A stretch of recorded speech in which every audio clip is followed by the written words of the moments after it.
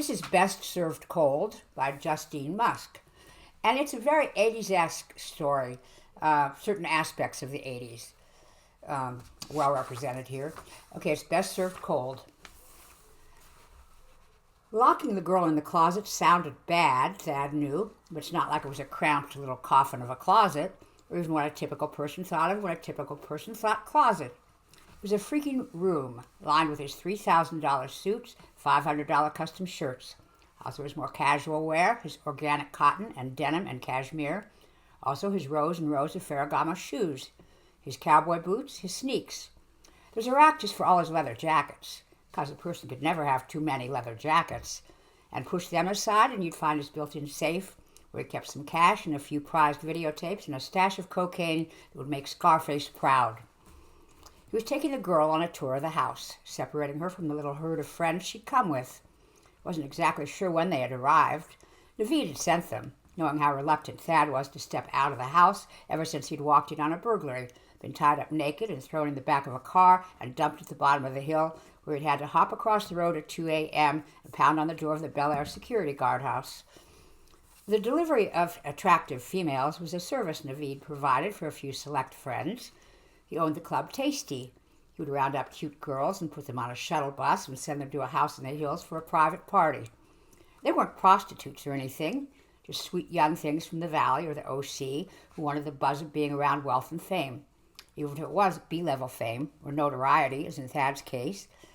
Thad did remember checking their driver's licenses before allowing them into his private residence. He had to be mindful of such things now. Besides, it was a good excuse to turn away the fat for LA one and the one with a sour look on her face. This girl, her name was Andrea, was an actress or model of some kind, big surprise in this town, but had a classy look to her, which he liked. She was a little bit more archaeological than what he usually went for. She was at least 25. He liked that too, at least once in a while. So, up the curving staircase and through the hall. Here's the bathroom with a dark Italian marble, the jacuzzi nestled against the corner window overlooking the drop of Bel Air Valley below. Oh, look at the hawks surfing the treetops.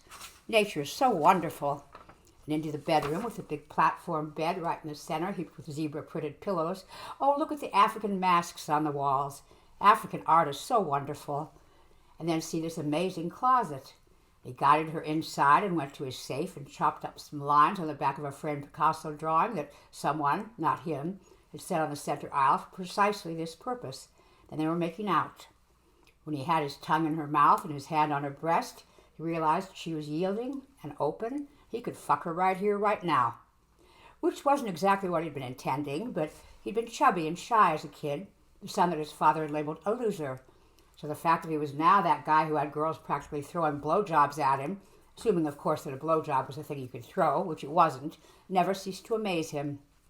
Not that he would admit that to anybody, but somehow it made it impossible to ever turn down the opportunity for sex, assuming the girl was even remotely attractive, because saying no to sex was all broken mirrors and black cats, the number 666. It didn't matter if it was good, or if he was good, if he was too coked up to perform the deed for long or even at all. So long as sex was on offer, all was right with the world. That horrible personal catastrophe he always sensed dangling over his head like the sword of Damocles, prevented yet again from plunging down into his skull. All thanks to the magical, ritualistic power of fucking. So they were getting it on, and he just slipped his finger inside the white lace of her panties, when someone tossed itself against the door. Something tossed itself against the closet door, yipping and scrabbling, and he cursed into the girl's neck. "What is that?" she said. Andrea, her name was Andrea. He wasn't some sleazebag who couldn't even remember a chick's name. Most of them, anyway. "Is that a dog?" "No," he said, "it's a ferret." "It's a ferret?" "It's a platypus. It's an aardvark. It's one of those hairless, creepy cats. Of course it's a canine. It's a highly annoying little canine that belongs to the female personage who calls herself my girlfriend. So would you hunker here for a few minutes between Mr. Gucci and Mr. Paul Smith and save some drama? It's appreciated." And he shoved her away from him. But it was a gentle shove, more of a push. Not really a push so much as a nudge. And opened the door and scooped up the barking creature with one hand and shut and locked the closet door with the other. He didn't have locks on all his doors. He wasn't paranoid. just the places where he tended to keep certain possessions that society, in all its underwhelming wisdom, liked to label illegal. Then Kimmy was in his face, taking the dog from him and nuzzling, practically chewing on the creature's neck. "You're so yummy, I could eat you up." And telling him that the girl's friends were downstairs, and of course they didn't know the gate code and that would release him from the property. He said, "You mean they're still here?" And she said, "Where were they supposed to go?" And he had no answer for that. As he pressed the numbers of the gate code into the device beside his front door, he refused to give his code to anybody, despite the inconvenience it tended to cause him. Something struck him as wrong. He couldn't figure out what it was, but it burrowed beneath the skin of his soul, if he believed in souls, which he sort of mostly did, and remained there. "Fatty," Kimmy said, and she came up to him, and something she saw in his face or his body language made her wrap her arms around him. She smelled like vanilla. She was a clean-cut, fresh-faced 19-year-old from some nothing place in one of the flyover states where he'd never been and knew he'd never go. "Thaddy, baby, what's wrong?" "Nothing," he said. He couldn't possibly explain it. Just this empty feeling that washed over him, triggered by something that he could never quite figure out, but knew he would later, probably at some point when it would crash him low and blue all over again. It was almost 11 a.m.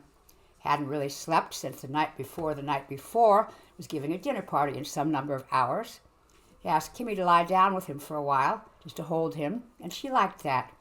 Made her think he had a sensitive streak somewhere deep inside him, somewhere really, really deep. He lay there on the wide, slouchy leather couch in the living room, feeling the warmth of her lanky-limbed 19-year-old body, and wanted to feel okay again.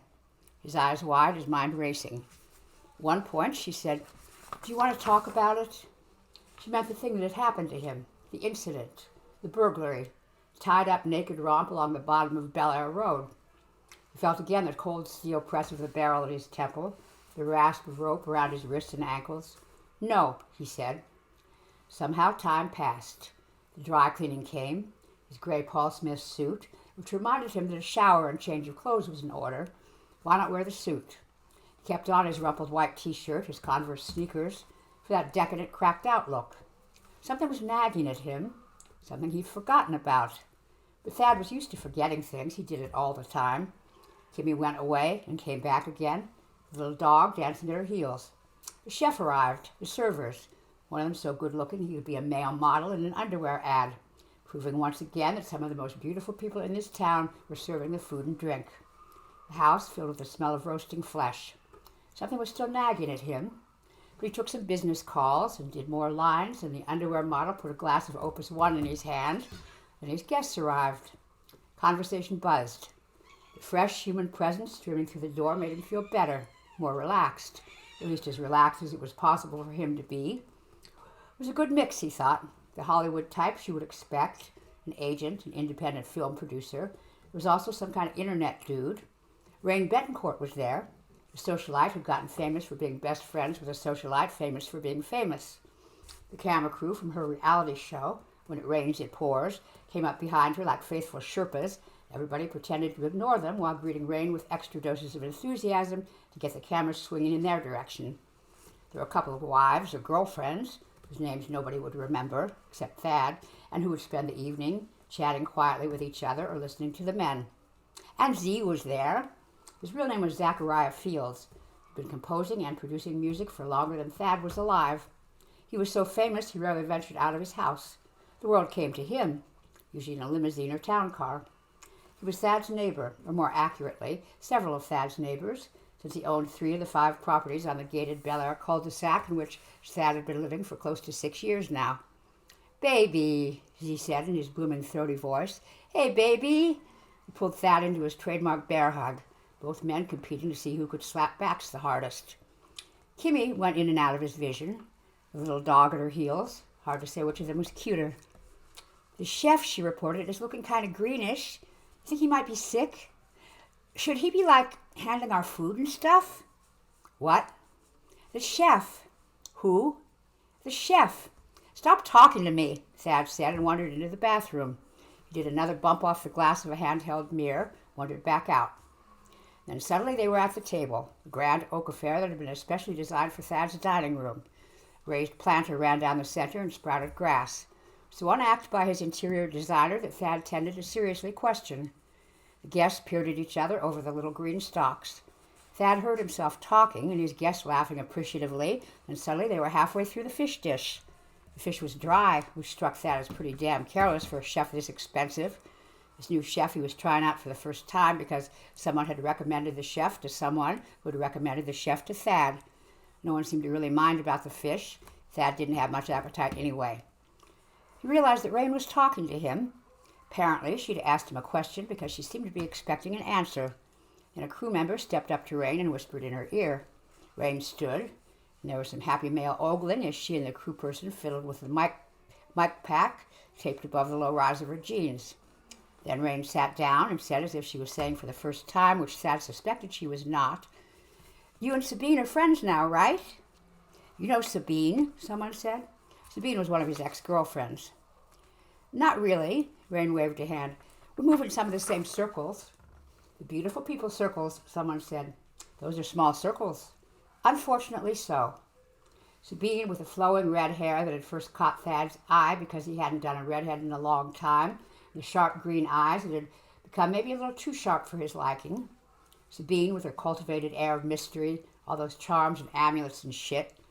There was this thing that had happened, the incident concerning a certain video that had somehow found its way onto the web, a video featuring Sabine in rather a range of compromising positions. She appeared to be less than happy about this. She also appeared to blame Thad. Thad said, "Friend? How would you define friend? If you define friend as somebody with whom you generate consistent mutual positive regard, then I would say no." It sounded somewhat more polite than "I hate that bitch." "I would definitely say no. No. So in other words, no." She said she sent you something, special delivery, which is when he remembered the girl in his closet. "Shit," he half hollered and pushed back his chair. "Thaddy?" "Right back," he yelled over his shoulders. "Don't go anywhere." He took the stairs 2 at a time. What had he been thinking? No, what had the girl been thinking, and why the hell hadn't she done anything? Screamed, pounded, thrown shoes at the door to attract his attention to the fact that she'd been locked in the fucking closet for hours and hours. What kind of idiot was she? More importantly, was she going to sue him? Did she have a legitimate cause? He made a mental note to ask his lawyer. But as he wound through his darkened bedroom to the closet, the initial questions subsided as another rose up to replace them. Was she okay? Could she have OD'd? Not at anything he had given her, of course not. Something she maybe took before she got to his house. Maybe Naveed had given her. He cursed Naveed. He would have to speak to Naveed. Because how would that look? There was a dead girl in his... He yanked open the door. Silence. Shadows. His shirts and pants, his jackets, his shoes formed vague, jumbled shapes in the near darkness. He heard then a soft scrape, a rustle from the far corner. Heard an intake of breath, and a low grunting exhale. She was alive, thank Christ. "You're alive," he yelped, "thank Christ." He actually felt weak in the knees. Except, wait.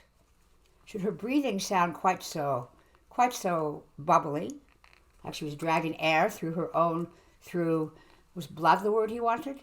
No, not, surely not. And why exactly was he continuing to stand in the goddamn dark? What was wrong with him? Besides that he hadn't slept in days, was sort of afraid to leave his own house since the whole burglary incident less than a month ago, and the drugs. He reached for the wall switch. She was on the floor by his woolen cashmere overcoat. Shame he could rarely wear that in L.A., such a gorgeous coat. Her miniskirt hiked up her thighs, her legs splayed across the carpet in a way that seemed uncomfortable. Her head was hanging down, long blonde hair falling over her face. And again that breathing, the long bubbling inhale, the thick grunting exhale. He said, "Sweetie, sweetheart, you okay there?" He noticed her hands clawing at the carpet, the fingers rigid, the skin an odd marbled white. Thad said. She lifted her head. "Sorry about this," Thad muttered. Through the lengths of tangled hair he could see her eyes, the gaping whites of her eyes. Her face was contorted, her lipstick-smeared lips pulled in a weird rictus grin. She was whispering something as she began to drag herself toward him. Nice girl," Thad said. "Good little girl."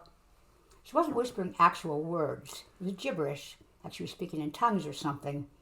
He wished, at the very least, that she would shut up. This wasn't really happening to him. He'd much the same feeling when he'd walked in on the burglary. Been a moment when he could have bolted back out through the front door, except everything had gone flat and surreal, like he'd been dropped into a television show. Except it hadn't been a show, any more than this was. And the knowledge busted through him just as the girl got on her hands and knees and seemed to be gathering herself, pulling in that ragged, bubbling breath.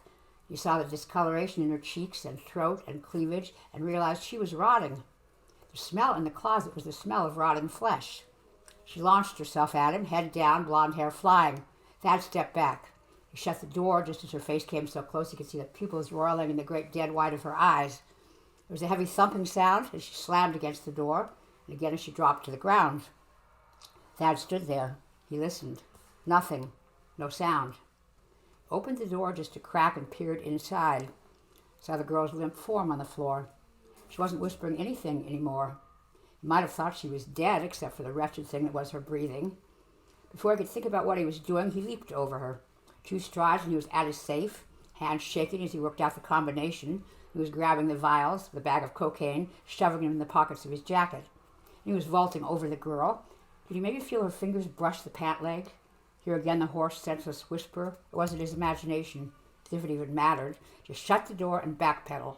Stumbling, watching the door as if she was about to tear through it like the Terminator or something. Thad sat down on the bed. He did some thinking. He did more coke. He did more thinking. Then he went back downstairs. It seemed best to give it to them straight. "There's a zombie in my closet," Thad said. He picked up the linen napkin and unfolded it across his lap.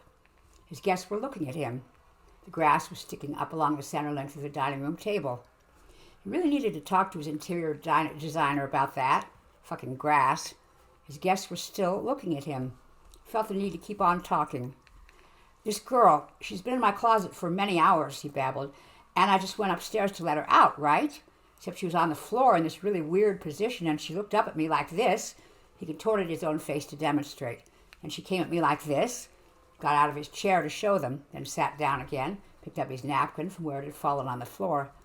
"And I realized that somehow between the time she got locked in there and now, she turned into this really annoying zombie. Anybody have any thoughts on this?" He looked around the table. Eyes met his for the briefest moments before sliding away. There was a silence, interrupted only by the shuffling of one of the servers and the sliding of ice in the pitcher as he went around refilling water glasses.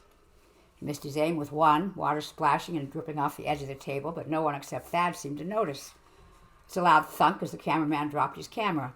He picked it up with a sheepish grin on his face. It was a strange kind of grin, Thad thought. Kind of frozen. "Baby," said Z, his voice booming the length of the room. He slapped his hands together. "A zombie? That's wonderful." "It isn't," Thad said. "It really isn't." "You always surprise me, Thad," Z went on. "I said to myself, didn't I, honey?" Turning to the raven-haired woman next to him. "I said to myself, what surprises will Thad have in store for us tonight? There's always something. Usually it's some little honey slashing your tires or throwing wine in your face, but this is priceless." "I'm not joking," Thad said. "There is a zombie in my closet." Another silence. His guests looked at him, looked at each other, looked at him again. "Thad," Kimmy said, "are you okay? You've been under so much stress and you're still recovering from the incident. You've been partying kind of hard and—" "Zombie!" Thad said and slammed his fist on the table. Silverware jumped and clattered. He became aware of the server maneuvering behind him. It was the underwear model. One long, thin arm extending with a water pitcher, and Thad noticed the red paper wristband. It had Tasty printed all over it. It was one of those VIP things that Naveed gave out at his club. Thad also noticed the bluish-white tinge of his skin, where it seemed to just drape off the bone. He rocked back in his chair and glanced up at the man. The server's eyes seemed dull. That could be from the banality of the task at hand, or maybe his customary expression. Still, Thad could feel his mind struggling to make a connection when he felt he should probably share with his guests. The voices were floating around the table, distracting him.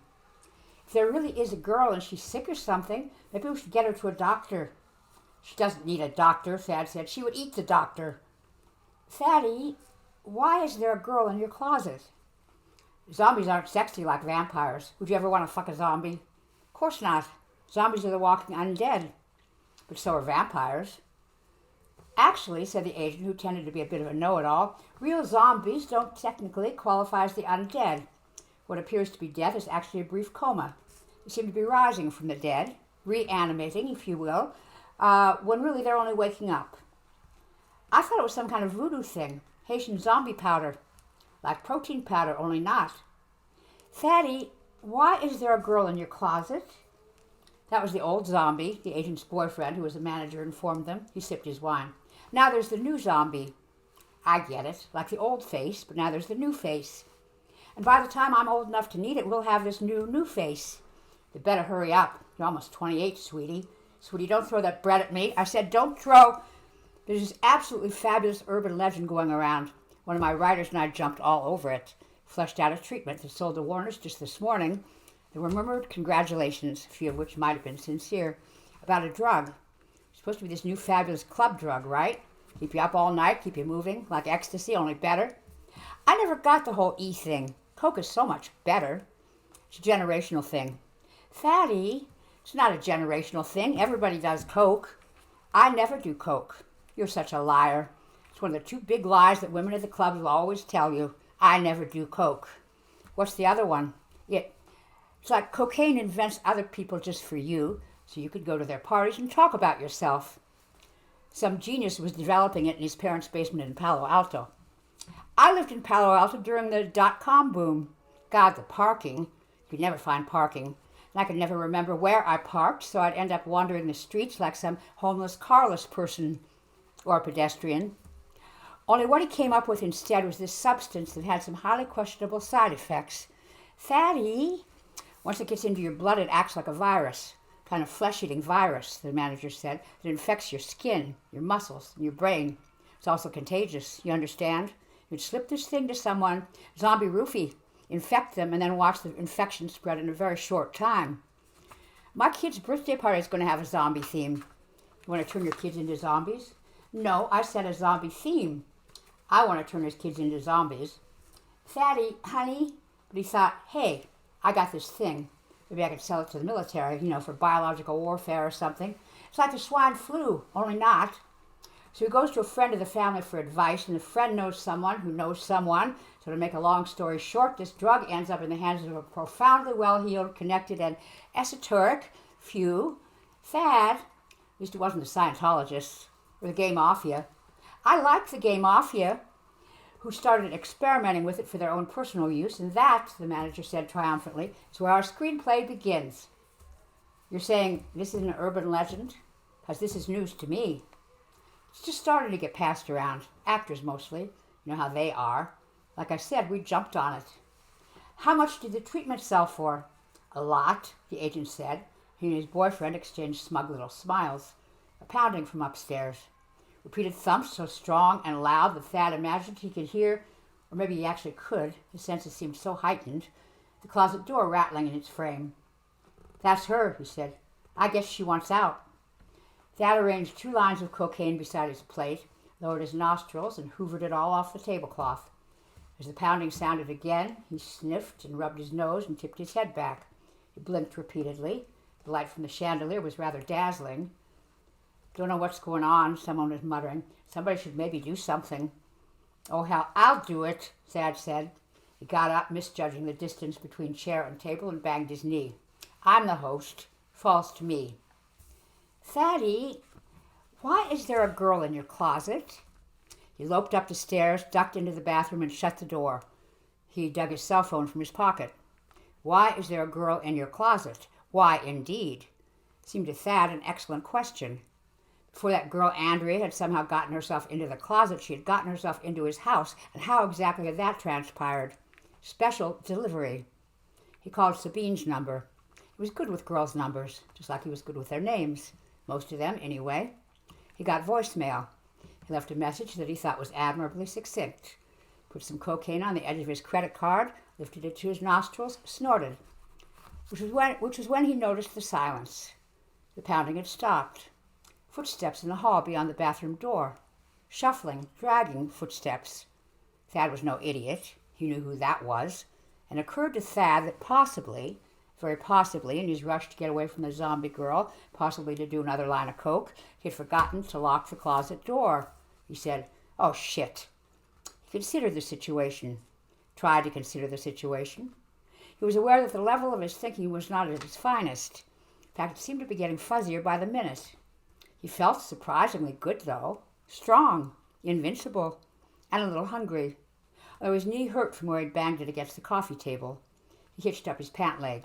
The bruise was bigger than he would have expected, a splotch of blue-black spreading just beneath his kneecap.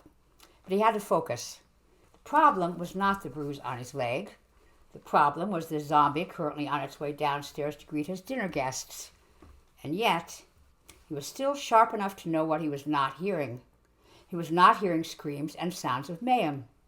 Somehow another minute passed. He splashed water on his face. He examined his bloodshot eyes in the mirror. He wasn't maybe looking all that great. Who could blame him? There was a fucking zombie in his house. Except, from downstairs he heard conversation, even laughter. Was it possible he'd gotten it wrong? Maybe the zombie stuff was all in his head. Or someone was playing a joke. Or it was a stunt they were pulling for Rain's reality show because Rain's tits just weren't entertaining enough. Determined to get to the bottom of this, Thad stalked out of the bathroom and returned to the dining room. "Where is it?" he demanded. "Did a zombie pass by here?" "Thad," Kimmy said, "sit down. Take it easy." She came up beside him, took his arm, and tugged him toward his chair. He shook her off. "The zombie," he said again. "Where is it?" "Thaddy, there's just some girl who's like really sick and seriously about to upchuck, and you are embarrassing me." Her voice was a hiss. "Why was she in your closet, Thad?" "Ashley and Jessica took her into the bathroom," she announced. "Jesus, Lord in heaven, Thad, my man, what did you do to that little honey?" Thad pulled in breath and tipped his head back. He addressed the ceiling. "She's a fucking zombie."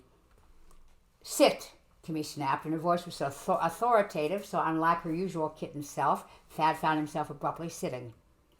It appeared that dessert had been served. It was molten chocolate cake. The hunger stirred again deep inside him, sending a strange rippling sensation through his gut and groin. His guests were talking. Maybe they were even talking to him. But their words had turned into a strange kind of gibberish. His entire being was focused on the cake, attuned to the cake. He was one with the cake. He picked up his fork and dropped it, and then picked it up again. A little hard to hold his fork in his fingers. Something was obviously wrong with it. He'd have to speak to somebody about that. In the meantime, he could manage. He sent the edge of the fork slicing down through the dessert, and dark, viscous liquid oozed over the cake and pooled onto the plate. Voices moved up and down the table, got a little louder, a little agitated. Someone might have given a little shriek. Thad wasn't entirely sure. He was so intent on the sauce in his mouth, the thick, salty satisfaction of it. It wasn't like any chocolate sauce he'd ever had. There was a coppery aftertaste to it, but it was good. The cake, too, had a kind of meatiness to it. It was also good. He ate all the cake and lifted the plate and licked off all the sauce. He noticed the sauce on his fingers and hands and licked that off, too. The hunger churned and boiled inside him. It seemed to have deepened. Cake was not enough to satisfy. He wanted more. "Thad, more." Kimmy's face swam in front of him. There was a trembling in her voice. "Is this a joke?" "What?" "The cake," she said. "What?" "The cake," she was yelling now. "The cake! The cake! Is this a joke?" His gaze shifted beyond her to the other faces at the table. They'd all gone kind of blurred, were overlapping with one another. He could no longer pick them apart and didn't care. He felt a vibrating in his pocket, his cell. "Stop talking to me," he said to Kimmy. His tongue felt like a dead fish inside his mouth, but the words were clear enough. "Excuse me," he said to the blurred, meaty-smelling mass that ranged around the table. "I need to take this." Raised chatter behind him. He tuned it out, because for some reason it was taking an unusual amount of concentration just to put one foot in front of the other. Didn't think he could manage the stairs, so he headed for the study at the back. On the way, he passed the bathroom. There were sounds from inside. Now these sounds, unlike the babble at the table, were interesting to him. They were wet, crunching, ripping sounds. He flung his hands against the door, and when no one answered, he said, "Hello?" The door wasn't locked. He pushed it a little bit open and peered inside. The zombie girl was crouched on the floor. Bits of gray matter clung to her lips. There was blood on her chin and her clothes and the floor and the walls. Sprawled in front of her were two of his female guests. Couldn't put names to them because the faces were mutilated beyond recognition. The zombie girl reached for one of the bodies and appeared to be doing something to the spinal cord. Then she lifted her head and looked toward Thad. She was chewing loudly. Thad closed the door. He went into the study, pressed the phone to his ear. I want to make sure I understand this, Sabine was saying. You think I sent you some kind of club girl zombie? I think, fighting to form his mouth around the words, I just want to know. Indeed, his only reason at this point seemed to be sheer curiosity. Maybe because he was so tired. He could hear, and it seemed to be coming from very far away, some kind of ruckus coming from the direction of the dining room. Just want to know, Thad said again.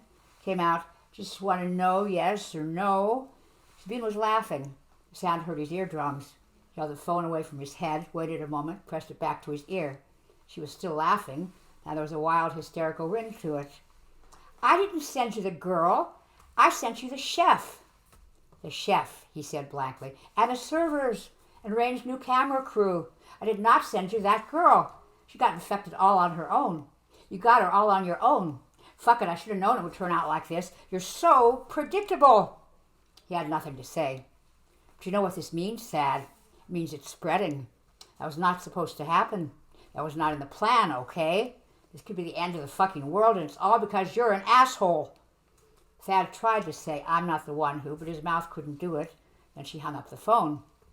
Elsewhere in the house, someone was screaming. He heard pounding footsteps, thumping, more screaming. Someone crashed and splintered. A dog was yipping right outside his door. And there was a kind of a squashing sound, and the dog wasn't barking anymore. He was so tired. The man was yelling, his voice starting out low and spiraling up through the octaves into some unrecognizable high-pitched keening, and then he too wasn't barking anymore. Thad thought he should probably take a nap. The noise outside the door was only growing, getting on his nerves. So he turned on the stereo and turned up the volume. Hits from the 80s. Duran Duran was singing about girls on film. He lay down on the floor, the white shag rug, and closed his eyes. As he drifted off, he thought again of the girl, Andrea. He remembered now what had bothered him when he let her so-called friends out of the house. None of them had asked about her. They'd abandoned her to him, a stranger with a notorious reputation, the date rape scandals, the thing with the underage girl. Maybe they'd noticed something wrong with her. Maybe she'd creeped them out. Maybe they had known her for all of 3 hours. It didn't seem like the right thing to do. It was an unusual thought for him to have. It seemed connected somehow to his memory of being locked inside the foul-smelling trunk of the car, bound and gagged, and convinced he was about to die alone, with no one who would remember him for long or care. The thought flickered like a candle flame and went out. Now he was back in the closet with the girl. Breath mint tasty for mouth and tongue, the faint tang of tequila, and the cigarette smoke in her hair. Maybe there was something strange about her, the limp, sluggish weight of her. He hadn't paid much attention at the time. What he had noticed was the feel of the breast in his hand, the firmness of her thighs, the roundness of that ass. It was all melting into the others, so many others, sweet, young, yummy flesh, the warmth and musk and tenderness that he believed could somehow save him, sucking it all up between his teeth, bodies writhing and opening beneath him, and he plunged inside one after the other after the other. Somehow it wasn't enough, not yet. He needed more. He was digging himself into their flesh. He was opening them up. He was cracking their bones to get at their marrow. He was burying himself alive in blood and meat and bone and hungry, so hungry, so hungry. He opened his eyes. The world had gone all jittery. Shapes and colors came in at him at weird angles. He smelled the spilled blood and chunks of meat scattered through the rest of the house, and that was all the direction he needed. He stood up, took a moment to orient himself as best he could, then shambled out to see what the others had left it.